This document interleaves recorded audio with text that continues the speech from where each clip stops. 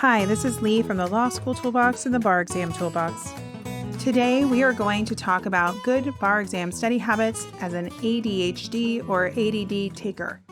Even if you do not have ADD or ADHD, these tips can be helpful if you are someone who has trouble focusing, staying on task, or with time management.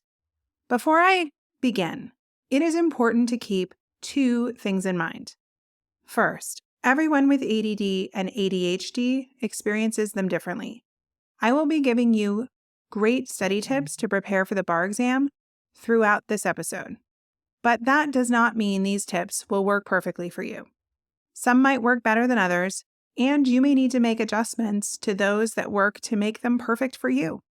It is important to stay in contact with your mental health professionals, doctors, and support system throughout bar prep, and find people who may be able to give you a more individualized plan if needed.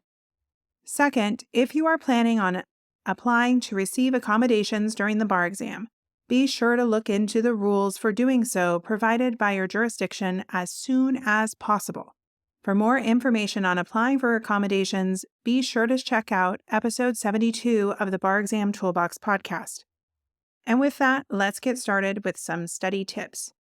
The first study tip is to create detailed study schedules. Although your bar prep company will give you an agenda for each day, it may not be as detailed as you need it to be. As an example, your company might tell you to watch a lecture on negligence and complete 2 torts essays on Monday. If you are someone who has trouble staying focused when tasks are just floating around in your head, this will not be a thorough enough schedule for you. You will likely benefit from a more detailed and stricter schedule. We can take that example schedule above and turn it into something like this. 9 a.m. to 12 p.m. Watch lecture on negligence. 12 p.m. to 1 p.m. Lunch break. 1 p.m. to 3 p.m. Outline negligence lecture. 3 p.m. to 5 p.m. Complete torts essay. 5 p.m. to 6 p.m. Dinner break. 6 p.m. to 8 p.m. Review torts essay. You can make your schedule more or less detailed than this, depending on what works best for you.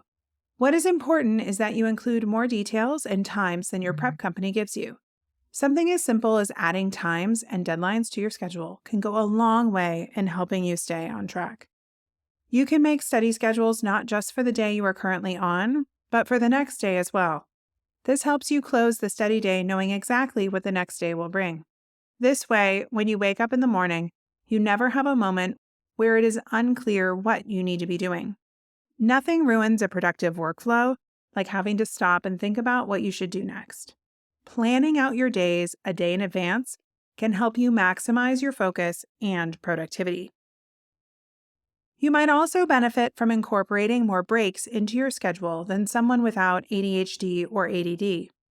If you struggle with staying focused and on task for longer periods of time, you should be working breaks into your daily schedule. You should incorporate as many as you need, as frequently as you need them, without giving yourself too many breaks that you fall behind in your prep. For example, you could try out the Pomodoro method. This is where you work for 25 minutes and then take a 5-minute break. This way, you only have to be focused for 25 minutes in a row before you can rest and reset. For some people, 25 minutes might not be enough time to completely shift into focus mode. Maybe 50 minutes on and 10 minutes off could be better. Experiment with different time blocks and do what works best for you. There is one thing to be cautious of, however, with the Pomodoro method. If you use the Pomodoro method or something similar to learn the law, you do want to phase out this method a couple of weeks before the exam. Depending on your accommodations, you will likely not have enough time to only stay hyper-focused for 25 minutes and then take a 5-minute break repeatedly throughout the exam. So be sure to slowly build up your endurance as you work through bar prep. The next study tip is to think about the study strategies you implemented in law school that helped you memorize and understand the law. Although studying for the bar exam is different from studying for law school, if certain techniques in law school helped you memorize and understand the law better, you should continue to implement those throughout your prep.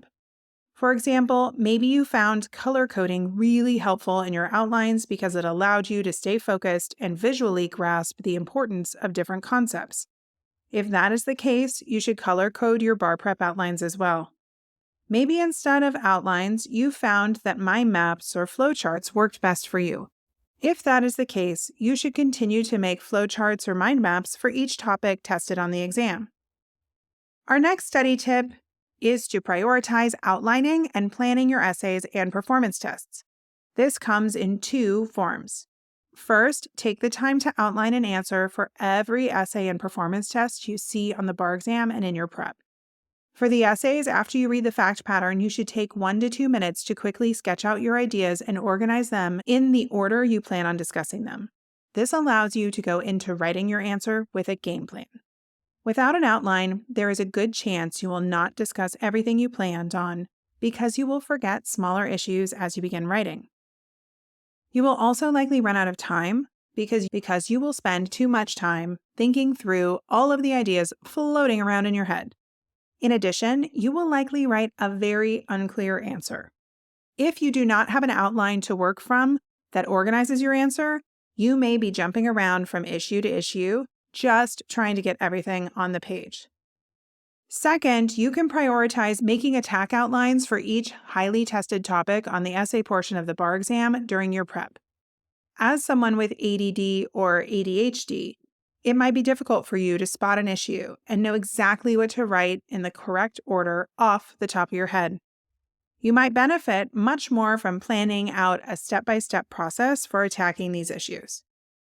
For example, subject matter jurisdiction is the most highly tested civil procedure topic on the essay portion of the uniform bar exam. Take some time with your notes, lectures, or outlines and create a subject matter jurisdiction attack outline or attack plan. This would likely look like: Step 1, discuss federal question jurisdiction. Step 2, if there is no federal question jurisdiction, discuss diversity jurisdiction. Step 3, if there is no diversity jurisdiction and there is subject matter jurisdiction over another claim, discuss supplemental jurisdiction. This way, when you encounter a subject matter jurisdiction hypothetical, you won't have all the different concepts floating around in your head. Instead, you'll have a clear attack plan to follow and can just begin writing. Our next tip builds off this last one.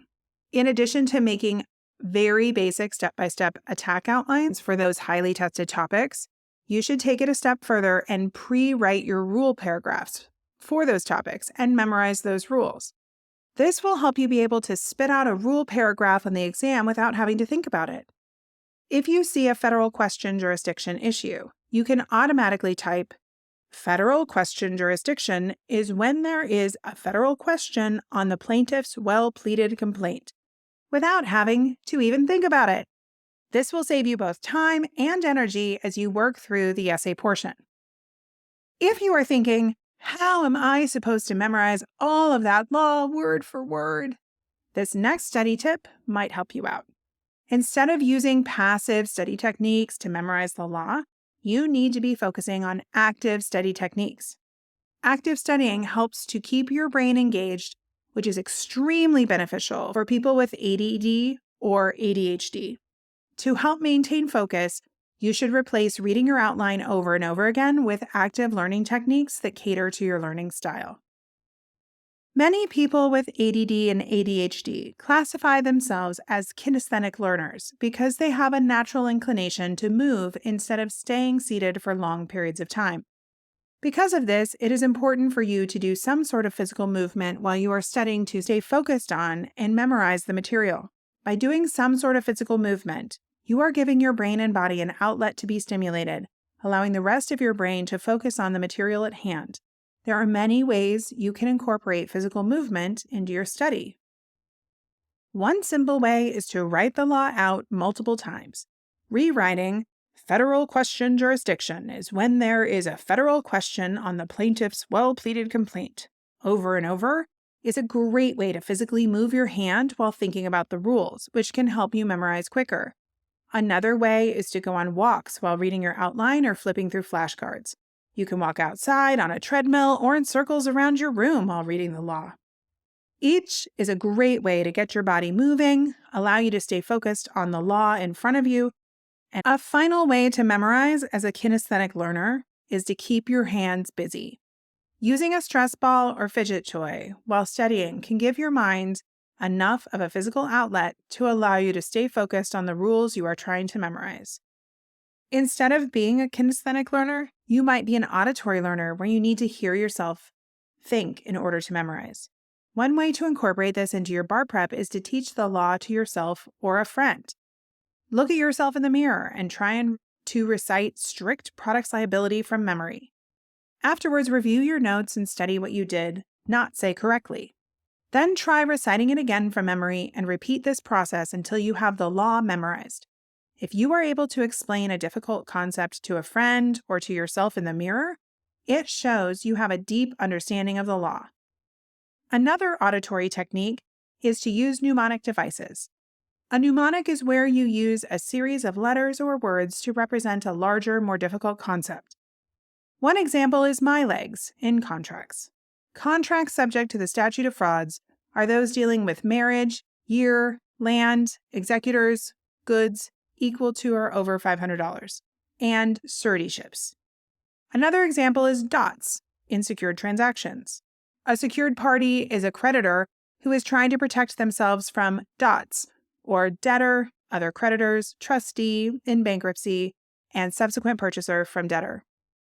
Mnemonic devices can help you with memorizing all the law because they allow you to recall large amounts of information that are normally incredibly difficult to remember, and they allow you to retrieve information from your long-term memory very quickly. There are also many ways to incorporate active learning into your study routine as a visual learner as well. One way is through mind maps. A mind map is an alternative to the traditional outline where you combine words and drawings with lines representing the relationships between concepts onto a single document. When you finish, you should have a big spider web full of different colors, drawings, and words representing a subject like freedom of speech. A mind map is a great tool to use if you have ADHD or ADD because it helps you organize the information visually, which will help you process, understand, and memorize the information better. Our final tip is to do a quick review of that day's work before you go to bed. By this, I do not mean that you should do all of your studying before bed or even any intense studying before bed. What I mean is that you should take 10 to 15 minutes before you fall asleep to quickly scan over the outline or mind map you made that day, or the material you were working on memorizing. This allows your brain to process the information as you sleep and will help you retain information easier when you are awake. The bottom line is that studying for the bar exam with ADHD or ADD can pose a lot of challenges. But that does not make studying or passing the bar impossible. If you use these study tips to build good habits that work best for you, believe in yourself and be resilient. You will be able to pass. And with that, we are out of time. If you enjoyed this video, please take a second to give us a like and leave a comment. And be sure to subscribe to our channel so you don't miss any future content. If you have any questions, feel free to reach out to us via the contact form at lawschooltoolbox.com. Thanks for watching.